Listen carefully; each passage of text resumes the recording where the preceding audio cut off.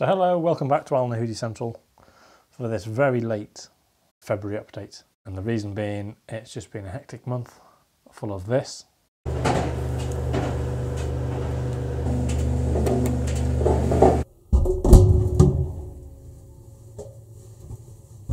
this.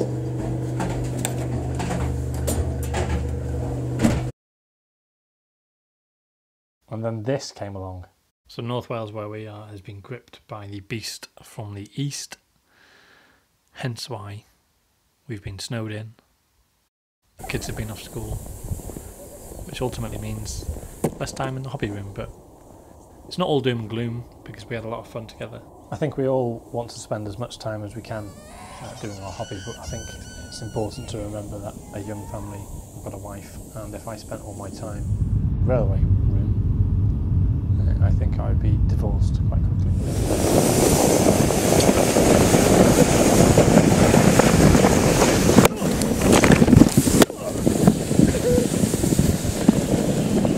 And that's why not a lot has actually happened on the layout. But what you can see is me creating a lot of mess trying to get the first sections of track down. So you can see here there's 1, 2, 3, 4, 5 lines down in the makeshift station area. Those boards on the right hand side over there, they're just there temporarily, just to give me some kind of scope of what the station platforms will look like. But the tracks that you see before you are all pinned down. They're not hammered all the way home, just in case I do need to take them up. But I'm having a bit of trouble figuring out what kind of track plan. And being a Mac user, there's not many track programs out there for Macs. They all seem to be window based. So what you can see is I've got third and second radius rails going around the corners. There's the line going up the elevation, and then the 4 lines coming into the station. So you can see here, this is the 2 ends of the terminus station, and these will be all the way through on the main line station. You can see they're all soldered in.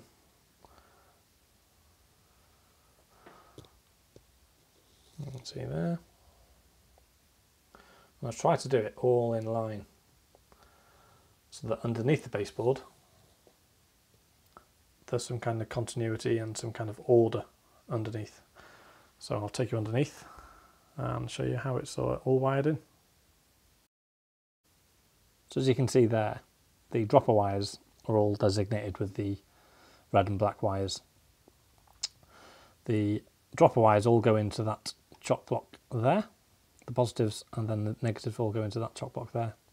And then out of that chock block comes a cable the same size as the bus wire, which then goes and clamps on using crimp blade splices there, once I focus, which then attaches to the bus cable. And then that way I can keep it all neat and tidy. So there's some there. If I spin round to this side here, there's some there. And then eventually each section of track will be wired in underneath. The corners are all set track, and then the lengths are flexible track. Eventually I think I'll be putting some corners in with flexible track. However, this section here is all going to be covered, and you can see where I've put the marks. That's where the legs for the upper section is going to go. So as you can see, albeit it's very untidy on top, which I was using it as a makeshift table, but that section there is going to be covered. Obviously the upper line is going to be bending round, so the curves underneath don't necessarily need to be that gradual because they're not going to be seen. So that's why I've afforded to use set track there and have tighter curves. I'm trying to only use the larger radius to actually get the trains around, just in case there's any derailments or anything like that. But I've tested it all. From what I've done so far, all of it's working, which I'm pleased about.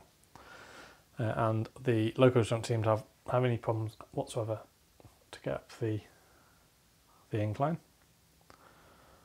So far it's going well.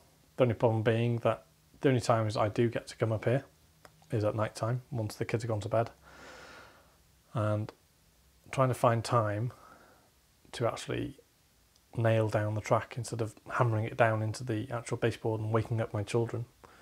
It's finding it very difficult to actually find time. So evenings are out because obviously they're downstairs sleeping, well, trying to sleep. So it's on when I've got days off or trying to find time here and there to actually try and complete it. But it's a slow process, but I don't envisage it's going to be a quick process, because the whole point of having a model railway is that it's a hobby for years. I'm not going to be doing in this video about how I lay track, because there are quite a lot of videos out there already, and when I become more proficient at it, I might do a video on how I lay my track, but I'll give you a quick overview of what I do. So these are the flexi tracks here. You can see that they're missing some sleepers. The sleepers have been cut off so that the fish plates can be joined, because obviously with the flexi track you don't get any fish plates on them, so you have to attach the fish plates. So I have cut the sleepers off, attached the sleepers and then joined up. I've left an ever so slight gap, you can see there, and in between the rails, so that if there are any expansion in the heat or anything like that, then the rails have got movement to play around with. Because if you didn't leave that gap and there was expansion in the rails, then they would buckle, which you don't really want. It's all laid on cork bed so that it can give that ballast shoulder, and also there are critics out there who say that it doesn't offer any kind of noise, deadening even. However, it's mainly there for the ballast shoulder.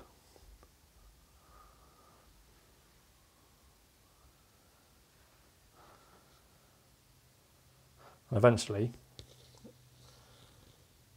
the spaces where the sleepers have been taken out will be filled in with spaces with sleepers, so that there's a nice continuity. Overall, I'm quite pleased. I'm still trying to work my head round wiring up points, because all the points I'm using are electrofrog points, and they're all from Pico. All the track is Pico. There's some Hornby, however the majority of the track is Pico. But overall, I'm quite pleased with how it's gone so far, and the main thing is it's working. So this is, well, it's a sort of shout out. I've already done a shout out actually to this channel on YouTube, and it's a channel called Tony Dock Station, and he passed the 500 subscriber mark, and in celebration of that he did a 500 plus subscriber giveaway.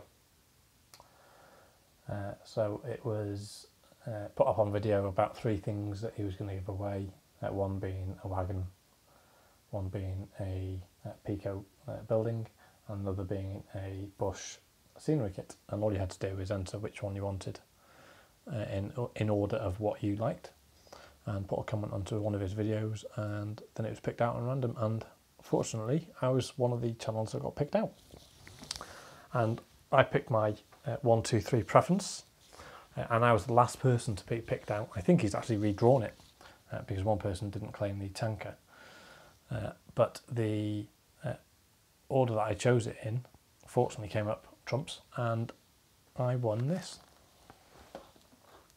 So it's a bush scenery kit. It arrived in the post today. It was slightly delayed because of the snow, but I am well chuffed with this. And Tony Dock Station, he didn't have to do this. He didn't have to give away a prize draw, but he has. And I'm going to make this to put this to good use. Inside you've got cork chip-ins, grass, you've got cork bark, you've got static grass, some looks like quartz stones and some clump foliage. So that is going to go well on the layout. The only downside is that it's all in German, so I'm going to have to brush up on my German. But I think I can muddle my way through it. The second shout out is to a new YouTube Facebook site that started, and that is called Model Railway YouTube Community Group. So if you just type in that onto the Facebook, ask to join. It's a closed group and you should be approved. But on there, one of the contributors has created a network YouTube map detailing all of the stations about where they are situated in the country. And I think he's going to be selling it in an A3 version and in a 00 gauge version as well, so you can have it on the actual layouts. But it's a great idea, and it shows you exactly who's contributing to YouTube, albeit I'm sure not everybody is on there. However, it's a great idea and one that you should really go and check out, really. If you're on Facebook, type in Model Railway YouTube Community Group and ask to join. So that's it from me. It's a very short update, granted, just because February is the shortest month. I've been so busy with work, kids, doing other activities, trying to find time, being tired, that not a lot has happened, but at least I've got track down. Just to prove that the track is working, I'll run some trains.